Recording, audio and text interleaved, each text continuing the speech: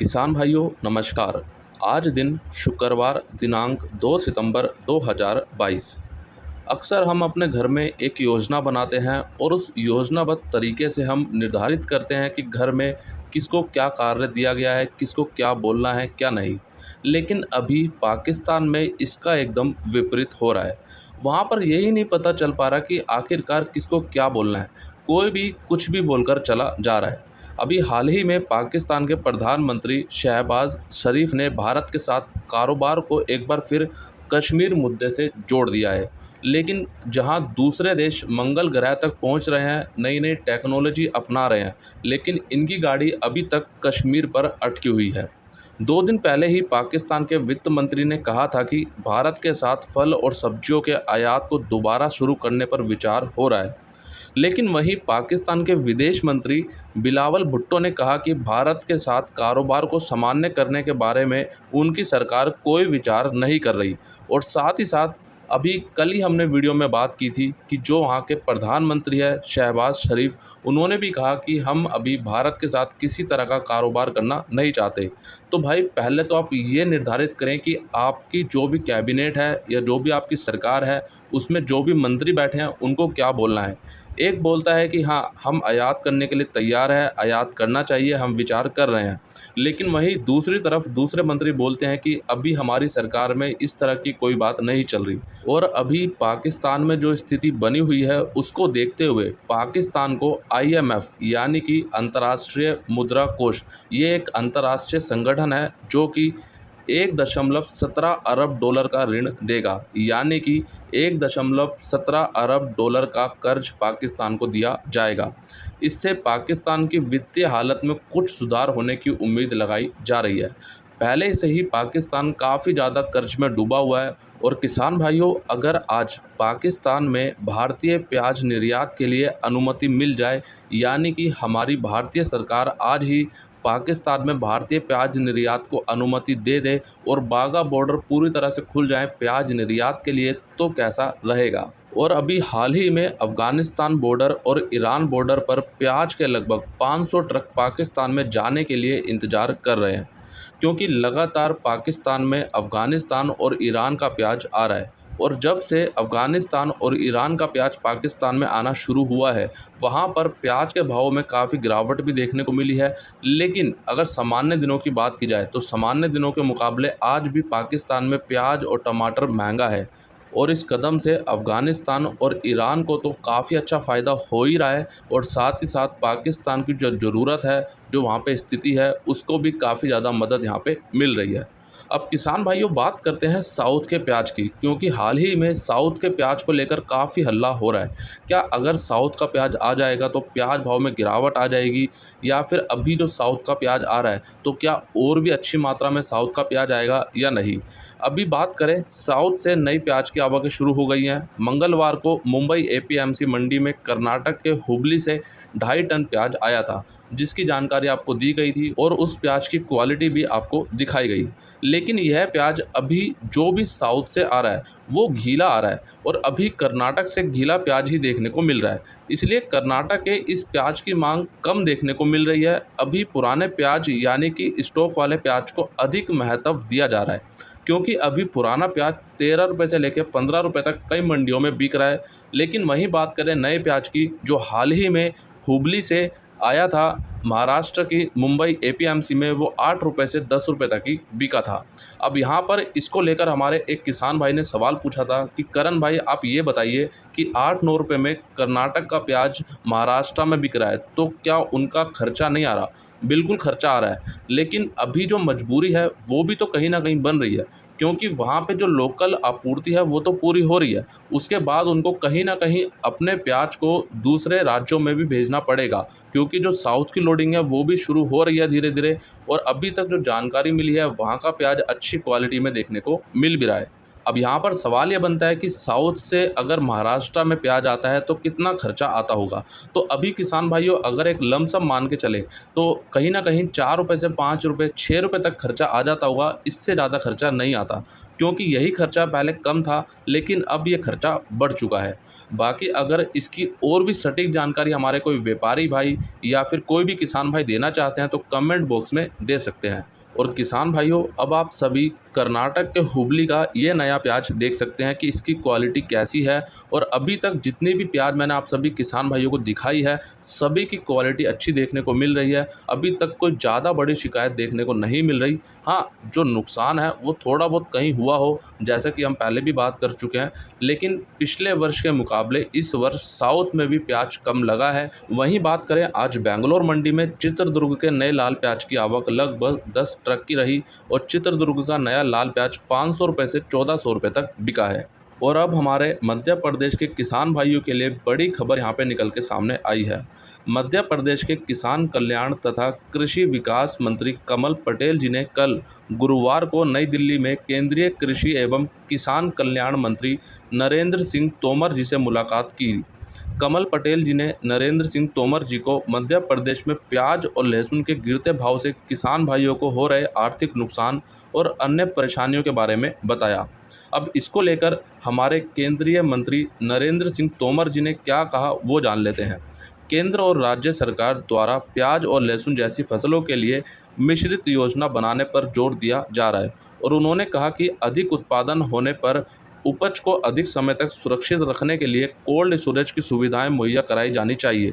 साथ ही फ्रीजर की सुविधाएं होने पर 20 से 25 क्विंटल की उपज को सुरक्षित रखने में सहायता मिलेगी, जिससे किसान भाइयों को आर्थिक हानि से बचाया जा सकेगा। और साथ ही केंद्रीय कृषि मंत्री नरेंद्र सिंह तोमर जी ने मध्य प्रदेश के कृषि मंत्री कमल पटेल जी को आश्वासन दिया कि किसान भाइयों के हित में सभी आवश्यक कदम उठाए जाएंगे। अभी तक तो किसान भाइयों ये बात पहले भी उठी थी, लगभग अप्रैल जून के महीने के आसपास, जब इन्होंने बोला था कि हम प्याज और लहसुन के निर्यात को अच्छी मात्रा में करेंगे और आप सभी किसान भाइयों को प्याज और लहसुन का भाव अच्छा मिलेगा। लेकिन वो दिन भी शायद अभी तक नहीं आया और बात रही हमारे किसान भाइयों की आय दुगनी करने की, और वो दिन भी अभी तक देखने को नहीं मिला। अब जिनको ऐसा लगता है कि जो प्याज अभी स्टॉक किया गया है वो बिल्कुल भी ख़राब नहीं हो रहा या फिर थोड़ा बहुत ख़राब हो रहा है या फिर पिछले वर्षों की तरह ही इस वर्ष भी प्याज ख़राब हो रहा है। जब हमारे किसान भाइयों ने अपने प्याज को खेतों में निकालना शुरू किया था और खेतों में निकाल कर रखा था, उसी समय हमने एक संभावना लगाई थी कि आने वाले दिनों में अच्छे प्याज की क्वालिटी हमें कम देखने को मिलेगी मंडियों में, और हो सकता है कहीं ना कहीं शुरुआत में हमें बिल्कुल ही देखने को ना मिले। और अभी कुछ इसी प्रकार का माहौल भी बना हुआ है। तो आइए कुछ उदाहरण हम यहाँ पे देख लेते हैं कि इस बार हमारे किसान भाइयों का प्याज कितनी जल्दी ख़राब हो रहा है और कितनी अधिक मात्रा में ख़राब हो रहा है। तो पहला उदाहरण आप सभी किसान भाई देख सकते हैं। ये 300 कट्टे प्याज धार जिले में हमारे एक किसान भाई का पूरी तरह से ख़राब हो गया है और मजबूरन उनको ये प्याज फेंकना पड़ रहा है। स्थिति आप देख सकते हैं कि क्या स्थिति यहाँ पे बन गई है। दूसरा उदाहरण आप यहाँ पे देखेंगे पुणे की प्याज का। अब ये पुणे प्याज का किसान भाइयों आप क्वालिटी देख लीजिए इसकी कैसी हो चुकी है। ये प्याज स्टॉक किया गया है और इसकी क्वालिटी आप देख लीजिए कि इतनी जल्दी कैसे ख़राब होती जा रही है। वहीं तीसरा उदाहरण आप देखेंगे, ये प्याज मध्य प्रदेश में हमारे एक किसान भाई की ख़राब हो रही है। अभी इनके पास 1000 कट्टे प्याज और बचा है। अब ये तो मालूम नहीं है कि पूरा प्याज ख़राब हो रहा है, लेकिन इनका कहना यह है कि करण भाई प्याज लगातार ख़राब हो रहा है, चाहे वो हमारा हो या फिर हमारे गांव में किसी भी किसान भाई का ही क्यों ना हो। इसके अलावा चौथा उदाहरण आप यहाँ पे देखेंगे, ये 20 कट्टे प्याज हमारे किसान भाई के देवास ज़िले में पूरी तरह से ख़राब हो चुके हैं और उसके बाद इनको इन्होंने फेंक दिया। अब यहाँ पे स्थिति आप देखिए कैसी प्याज की स्थिति हो चुकी है। और किसान भाइयों, ये जितना भी प्याज स्टॉक किया जा रहा है हमारे किसान भाइयों के द्वारा, ये अप्रैल और मई के आसपास ही किया गया है, कोई ज़्यादा पहले का स्टॉक नहीं है। और अगर आपने देखा होगा कि अक्सर हर वर्ष प्याज को स्टॉक किया जाता है और वो नवंबर तक तो चलता ही है। कहीं ना कहीं उसके वज़न में कमी आती है, लेकिन जो ये समस्याएं देखने को मिल रही हैं वो इतनी ज़्यादा पिछले वर्षों में देखने को नहीं मिलती थी। और अंत में आप पांचवा उदाहरण यहाँ पे देख सकते हैं। मध्य प्रदेश के सीहोर ज़िले में ये प्याज काला होकर पूरी तरह से ख़राब हो गया और बाकी प्याज का भी यही हाल हो रहा है। और हमारे किसान भाई ने जानकारी दी है कि करण भाई, हमारे पास जितना भी प्याज रखा है उसमें यही कार्बन की समस्या आ रही है और उसके बाद प्याज धीरे धीरे ख़राब होता जा रहा है। तो किसान भाइयों, अगर आपके भी प्याज में किसी प्रकार की कोई शिकायत होती है, चाहे वो कार्बन की समस्या हो या फिर वो सीलन की समस्या हो या फिर प्याज गल रहा हो, तो आप समय समय पे ज़रूर देखें। और अगर ऐसी किसी भी प्रकार की समस्या आपके प्याज में आ रही है तो उसको आप समय समय पर ज़रूर निकालते रहें, ताकि आपको किसी प्रकार से भी नुकसान ना हो। तो कुल मिलाकर ये कुछ उदाहरण दिखाने का मकसद मेरा यहाँ पर ये है कि ये आवाज़ हमारी आगे तक पहुँचे। और अभी भी हमारे किसान भाइयों का प्याज पिछले वर्षों के मुकाबले ज़्यादा ख़राब हो रहा है, उनमें कहीं ना कहीं अलग अलग तरह की समस्याएं देखने को मिल रही हैं। तो किसान भाइयों, इस वीडियो को आप ज़्यादा से ज़्यादा शेयर कीजिए, आगे तक पहुँचाइए, ताकि ये आवाज़ हमारी आगे तक पहुँच सके। क्योंकि अभी हमारे किसान भाइयों को भाव तो मिल ही नहीं रहा और साथ ही साथ उनका प्याज भी ख़राब होता जा रहा है। अब आप सभी किसान भाइयों के लिए एक महत्वपूर्ण सूचना। कल 3 सितंबर 2022 शनिवार को उज्जैन मंडी में लहसुन का नीलामी कार्य बंद रहेगा, लेकिन प्याज और आलू का नीलामी कार्य पूरी तरह चालू रहेगा। वहीं बात करें प्याज निर्यात की, कल 1 सितंबर को कुल 149 प्याज के ट्रक बांग्लादेश में निर्यात किए गए, जिसमें से मेहंदीपुर बॉर्डर से 64 ट्रक, हिल्ली बॉर्डर से 34 ट्रक और गोजडांगा बॉर्डर से लगभग 51 ट्रक बांग्लादेश में निर्यात किए गए। और गोजडांगा बॉर्डर पर 21 ट्रक का बैलेंस भी हमें देखने को मिला है। वहीं गोजडांगा बॉर्डर से मध्य प्रदेश का सुपर बढ़िया क्वालिटी का प्याज भारतीय रुपए के हिसाब से 17 रुपये से 22 रुपये तक, और नासिक का सुपर मीडियम मोटा प्याज 23 रुपये से 25 रुपये, नासिक का गोल्टा गोल्टी प्याज 20 रुपये से 24 रुपये और साउथ का सुपर बढ़िया क्वालिटी का प्याज 23 रुपये से 24 रुपये तक बांग्लादेश में निर्यात किया गया है। कल के मुकाबले आज कहीं ना कहीं प्याज निर्यात भाव थोड़ा सा टाइट रहा, लगभग 100 रुपये तक का सुधार हमें देखने को मिला है। तो आइए किसान भाइयों, अब देख लेते हैं आज की इंदौर मंडी की पूरी रिपोर्ट। और सबसे पहले बात करते हैं आज लहसुन की। लहसुन बिका आज 1-2 लोट ऊपर में 2200 रुपये, सुपर माल 1600 से 2000 रुपये, एवरेज माल 800 से 1400 रुपये, मीडियम माल 400 से 800 रुपये, हल्का माल 100 से 300 रुपये।